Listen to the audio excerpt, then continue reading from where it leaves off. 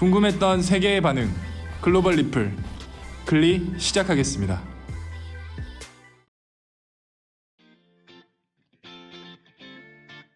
K-팝이 해외에서 한류 열풍을 타고 뜨거운 반응이 있는 것은 다들 알고 계시죠? K-팝뿐만 아니라 우리나라의 예능도 엄청난 인기를 끌고 있습니다. 우리나라에서 수많은 가왕을 낳은 복면가왕이 영국에서도 난리가 났습니다.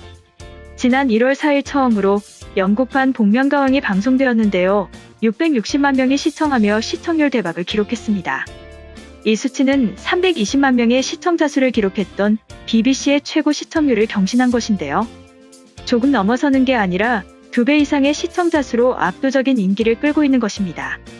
첫 방송 이후에 영국의 언론사에서는 전 세계에서 엄청난 성공을 거두었던 복면가왕이 영국판으로 나왔으며, 이는 2015년부터 방송된 한국의 복면가왕에 뿌리를 두고 있다고 전했습니다.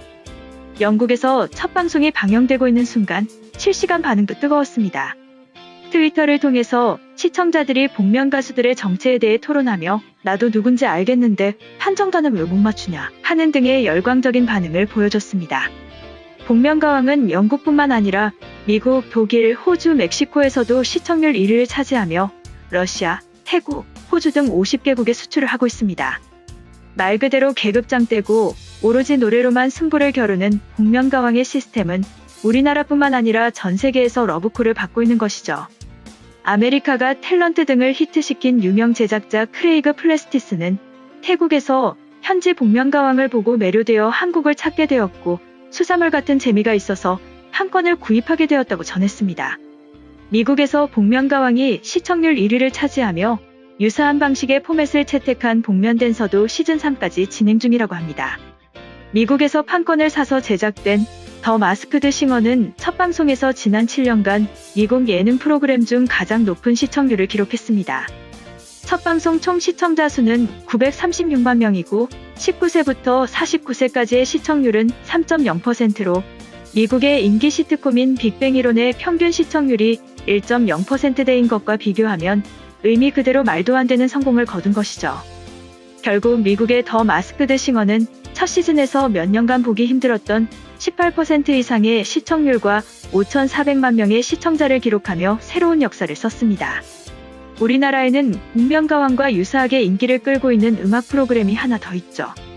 너의 목소리가 보여라는 음악 프로그램인데, 이것은 복면가왕과는 다르게 일반인들을 대상으로 얼굴과 몇 가지 단서만으로 실력자인지 음치인지 맞추는 내용인데요. 대표적인 너목보의 가수로 황치열 씨가 있죠. 가수로 데뷔했다가 큰 인기를 끌지 못한 탓에 보컬 트레이너로 일을 하고 있었습니다. 하지만 너목보에 출연해 임재범의 고해를 부르며 실력이 입증되었고 파급력은 엄청났습니다. 복면가왕을 포함해 우리나라의 예능이 전 세계적으로 큰 영향력을 가지고 있다는 게 증명되듯이 너목보 포맷도 미국 지상파 채널 폭스에서 판권을 구매해 제작하게 되었습니다. 기존에는 루마니아, 말레이시아, 불가리아, 인도네시아, 중국, 캄보디아, 태국, 필리핀 등 주로 동남아시아권에 팔렸는데 이제는 미국에서도 편성을 확정하며 전 세계인이 공감하는 글로벌 콘텐츠로 자리매김했습니다. 너목보는 지난 2016년 권위를 자랑하는 TV 프로그램 시상식인 국제에미상 예능 부분 후보작으로 선정된 바 있을 정도로 파급력을 인정받았습니다. 우리나라의 예능은 음악 프로그램뿐만 아니라 버라이어티 예능, 여행 예능 등 다양한 분야에서 인정받고 있습니다. TVN 꽃보다 할배는 미국, 프랑스, 네덜란드 등 유럽을 포함한 11개국에 수출되었습니다. 한국의 콘텐츠 산업은 세계 7위를 기록하고 있으며 지난해 수출액만 약 12조 원을 기록했습니다. 이렇게 전 세계 수출이 엄청난 기록을 하는 데는 아주 흥미로운 이유가 있습니다. 2016년 사드 보복으로 인해 중국에서 한국 드라마와 영화, 예능 프로그램 등이 금지되는 한알령을 시행했었는데요. 기존에는 한류의 발원지이자 최대 시장이었던 중국에 대한 수출 의존도가 높은 편이었지만 이에 대해 방송사에서 능동적인 대처로 위기를 잘 넘긴 것입니다. 바로 넷플릭스와 유튜브 등 다양한 매체를 통해 중국에 의존하던 것을 멈추고 전 세계의 매력을 어필한 것이죠. 그 결과 최대 수출 시장이었던 중국 시장 없이 전 세계에 팔려나가며 몇 단계는 더 상승한 한류의 위험을 가지게 된 것입니다. 한편 재밌는 사실은 한알령을 통해서 한국의 예능 프로그램을 금지시킨 상황에서 우리나라의 복면가왕을 무단으로 도용한 것입니다. MBC는 2019년 9월 복면가왕을 무단 도용한 중국의 제작사 찬싱을 대상으로 수익금 청구 소송을 걸었습니다. 제작사 찬싱은 복면가왕 포맷 수출 계약을 맺었지만 한알령 때문에 송금이 불가하다며 수익금을 지급하지 않았고 복면가왕의 포맷을 약간만 수정해 창작한 프로그램이라고 버티고 있습니다. 또한 중국에서는 JTBC의 팬텀싱어를 베낀 예능 프로그램을 미국의 프로그램사에 수출하기까지 했습니다. 중국의 미디어 콘텐츠 베끼기는 여기서 끝이 아닙니다. 중년의 나이까지 독신 생활을 하는 연예인의 부모님들이 자식들의 모습을 보면서 의견을 나누는 미우새도 베끼고 식당을 운영하며 벌어지는 다양한 이야기들을 그리는 윤식당. 연예인과 매니저가 함께 출연하며 겪는 여러 가지 상황들을 보여주는 전지적 참견 시점. 여러 사부들을 만나가며 생활부터 노하우까지 배우는 예능인 집사부일체. 제주도에서 진행하는 효리네 민박까지.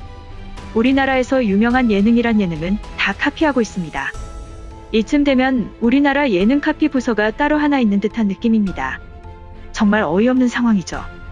그나마 다행인 점은 전 세계 시장으로 눈을 돌려 세계 속에서 콘텐츠로 인정받았기 때문에 글로벌 제작사 사이에서도 한국의 콘텐츠가 경쟁력이 있고 매력이 있다는 게 알려진 것인데요. 여전히 표절을 가볍게 보는 제작사들의 인식에도 불구하고 전 세계에서는 우리나라를 직접 찾는 제작사들이 많아지고 있다고 합니다. 콘텐츠 발굴을 위해 힘써주시는 제작사분들께 감사의 말씀 전합니다. 이번 영상은 여기까지고요. 제 영상이 도움이 되셨거나 세계 속 반응 더 보고 싶다 하시는 분들은 구독과 좋아요, 알람 설정까지 부탁드립니다.